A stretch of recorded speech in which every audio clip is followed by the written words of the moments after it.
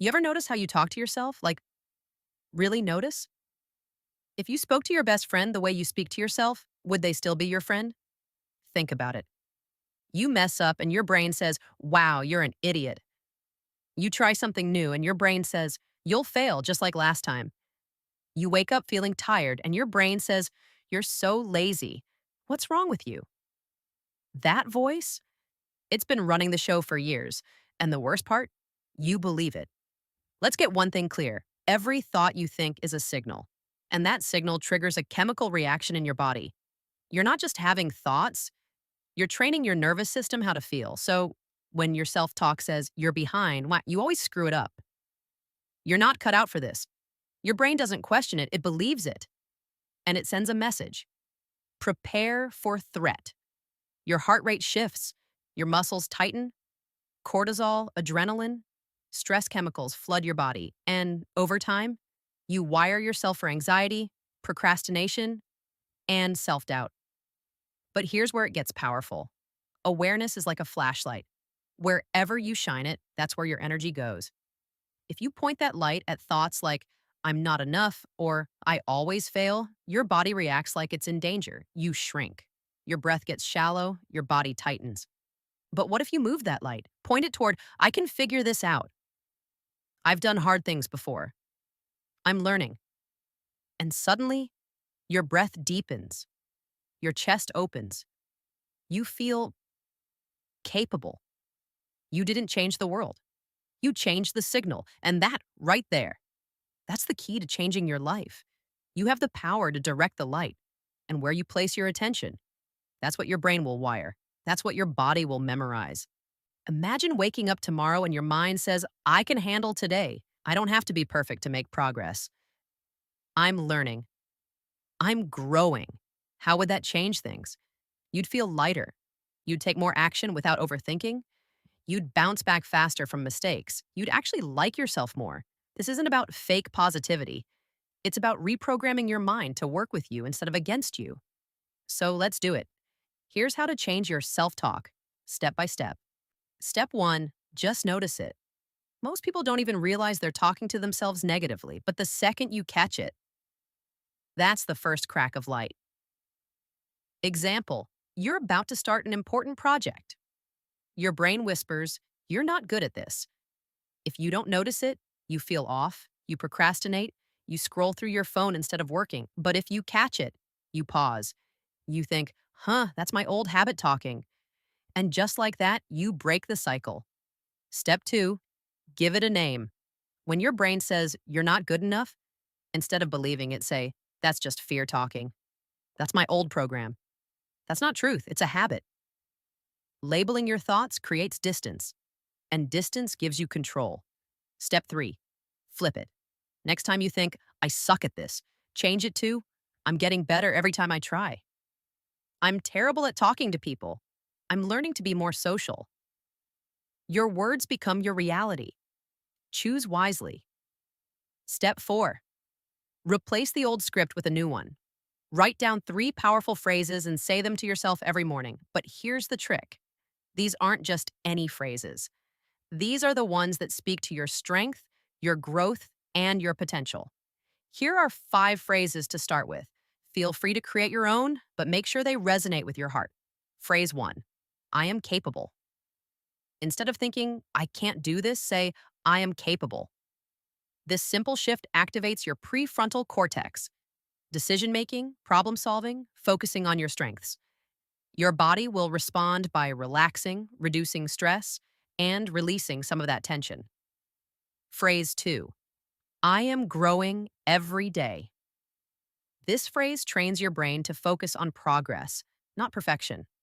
It reminds you that growth happens over time. Your nervous system feels less anxious, more open to new experiences. Phrase 3, I have done hard things before, and I can do hard things again. This taps into memory, past wins. It boosts confidence and resilience. Phrase 4, I am worthy of success and happiness. This shifts your brain from scarcity to abundance. It taps into the brain's reward center and opens your body to receive good things. Phrase 5, every setback is a step toward success. This reframes failure. Mistakes become part of the journey. You feel more creative, less stressed. Now take these phrases and make them your new script. Write them down where you'll see them every day, on your mirror, your desk, or your phone. Say them every morning. Say them whenever you need to shift your mindset.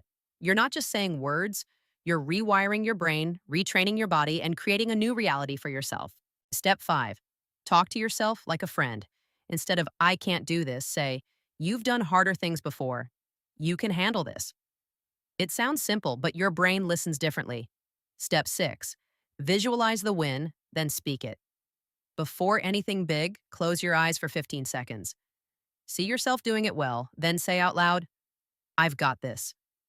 Your brain will start believing it. At first, you won't notice much. Then one day, you'll catch yourself handling something better. And then you'll realize you're not fighting yourself anymore. You're on your own side. And when that happens, your whole life changes. You don't have to be perfect. You just have to start speaking to yourself like someone worth believing in. Because the truth is, you always have been. Before we wrap up, I've got to tell you this story I heard recently at a conference by Dr. Mario Alonso Puig. If you don't know him, he's a surgeon, author, and one of the most powerful voices when it comes to mindset, neuroscience, and human potential. But this story? This is little kid Mario we're talking about. And little Mario hated sports, couldn't stand them. He says he was the kind of kid who'd rather read a book upside down than run a lap. But then one day, this samurai-style gym opens up in his neighborhood. And they're teaching judo, which was brand new in Spain at the time. His dad, hoping to get him into some kind of physical activity, signs him up.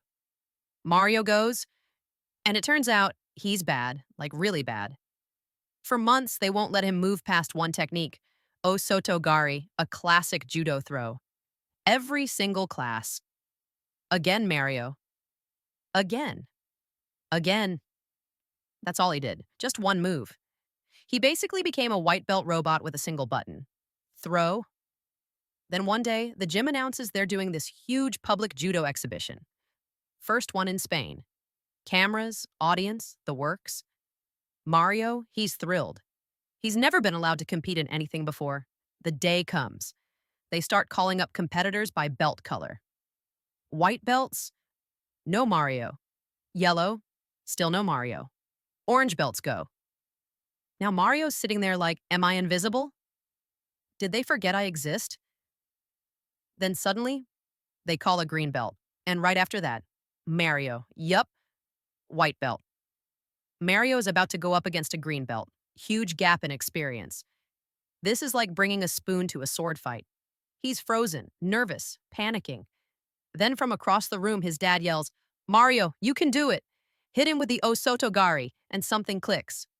Mario walks onto the mat, channeling every rep of that one move he's practiced for months. The match starts.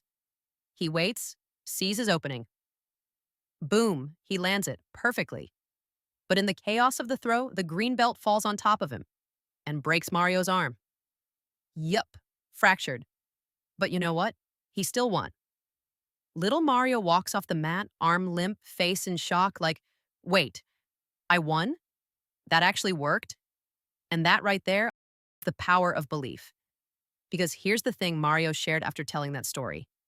If he had listened to his inner voice, the one that says, you're not ready, you're not good enough, they're better than you, he never would have stepped on the mat. But he didn't listen to that voice. He listened to a better one. He trusted the work he'd put in. He believed that even one good move done with focus and confidence could be enough. And it was. That's the same power we've been talking about throughout this video. Self-talk isn't fluff. It's not a motivational quote. It's the operating system behind every decision you make, every risk you take, and every challenge you face. So whether you're walking into a meeting, chasing a goal, or just trying to get through a rough day, don't let your inner critic run the show. Be the voice that says, you've got this.